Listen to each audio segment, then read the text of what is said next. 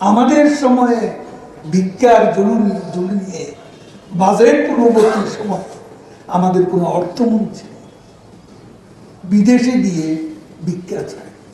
আমাদের সময় বাজেটের আগে ঝুলি নিয়ে কোনো অর্থমন্ত্রী বিদেশে ভিক্ষা করেনি। বিস্তারিত খবরে জেনে নিন প্রতিবেদন উবাইদুল কাদেরের। 2024 ও 25 অর্থবছরের প্রস্তাবিত বাজেটে বাস্তবসম্মত, সাহসী ও গণমুখী হয়েছে বলে মন্তব্য করেছেন আওয়ামী লীগের সাধারণ সম্পাদক এবং সেতুমন্ত্রী উবাইদুল কাদের। তিনি বলেন, আমাদের সময় বাজেটের আগে ঝুলি নিয়ে কোনো অর্থমন্ত্রী বিদেশে ভিক্ষা চায়নি। আজ শনিবার দুপুরে 23 বঙ্গবন্ধু এভিনিউ বাজেটের পরবর্তী সংবাদ সম্মেলনে এসব কথা বলেন সেতুমন্ত্রী উবাইদুল কাদের। আরো বলেন, চতুর্মুখী চাপ সামলাতেই এমন জনবান্ধব বাজেট।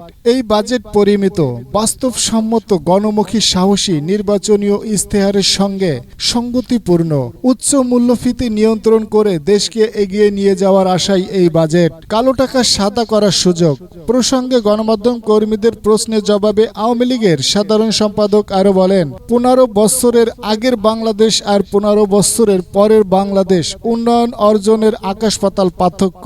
তিনি আরো বলেন, বিএনপির আমলে 40% মানুষ দরিদ্র সীমার নিচে উল্লেখ করে সেতুমন্ত্রী বলেন, শেখ হাসিনা সরকার তা 18% আর দরিদ্রতা 6% নামিয়ে এনেছে। বাংলাদেশ শুধু এখন ডালে ভাতে নয়, পুষ্টি, উন্নয়ন, স্বয়ংসম্পূর্ণ।